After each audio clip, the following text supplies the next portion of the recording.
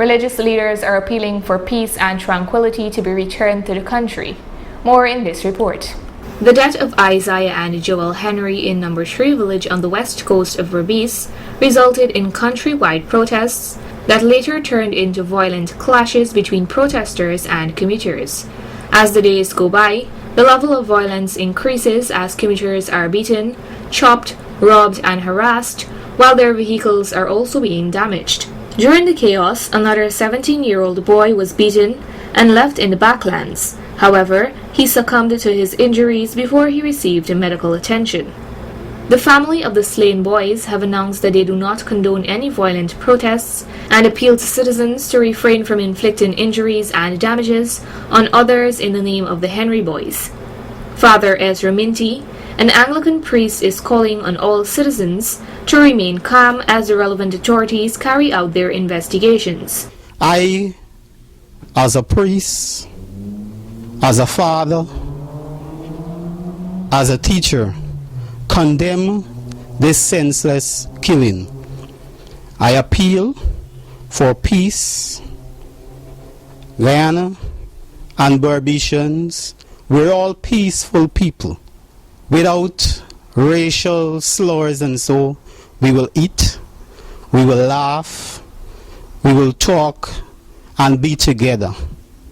So, let us not allow persons who may be misinformed or misguided to change that peace.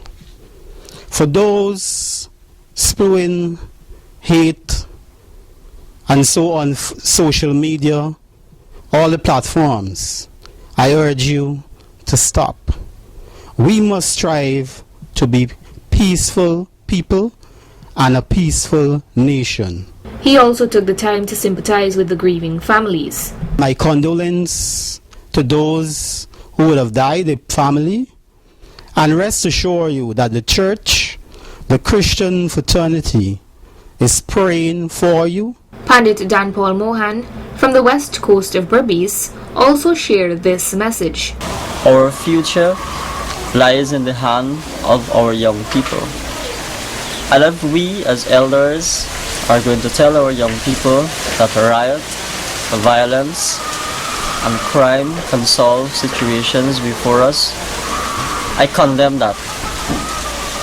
I say to all of you, spread love, spread unity, spread togetherness.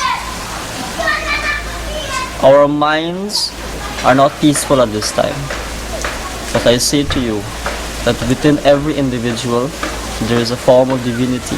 Allow that spark to rekindle. Let us embrace each other. Pandit Dan Paul also lamented on the need for political leaders to change their priorities and to spread love. But then how do we separate from each other? Especially on the west coast of Berbice, we never had this. Everybody used to live together as one. I implore also upon political leaders, teach our people love. Teach our people unity. And as I stand here and I think of all that occurred, I say to myself, this is not the Guyana that we want for the future. Brother Momin Ali Sugrim from the Blairman Sunnatul Masjid shared why peace should prevail even during this time of grief. Like our Creator has taught us in Al-Quran Al-Kareem, in Surah Al-Hujurat, Allah subhanahu wa ta'ala, He tells us that, O mankind, that He has created you from a male and female. And we know that male and female is Adam and Eve, or Hawa as we know it in Arabic. And from them spring forth multitudes of men, that we are all linked back to our forefather Adam and Eve. And Allah created us from those two individuals into tribes and nations, not for us to be violent towards each other, not of us to inflict harm towards each other, but for us to know each other, for us to love each other. He also sympathized with the grieving families. On behalf of our organization, on behalf of the Islamic leader of the West Berbice, We extend our deepest condolences. It saddens us of the loss of these three youngsters, just like myself, both the Henrys, Joel Henrys and Isaiah Henrys, and Harry Singh. My condolences and my heartfelt sympathies pour to their saddened heart, and it's our sincere prayer that the Creator bring faith and patience with them and their family members. ERC Commissioner also took the time to sympathize with the families. My name is Pandit Prasad, and I would like to firstly offer my deepest condolences to the loved ones of the Henry boys and of course Harish Singh. Indeed, this has certainly been a very trying time for us as a country and as a people. But I'm a strong believer that as a nation, there are more things that unite us than differentiate us and cause any form of differences. Over the past few days, each and every one of us was stressed, was saddened at the horrific loss of these brothers and the resulting violence that emanated. Additionally, he reminded the people of reality. This is not a time for violence, but this is a time for prayers. We must understand that seeking justice is not the same as seeking revenge. And it is a time that we look at each other, introspect, and ask ourselves very important questions. Where are we going as a nation? I also challenge you that you must engage in responsible behavior and send out positive vibes. Within us, we have the ability to share love, to share positiveness, and to be a support to each other.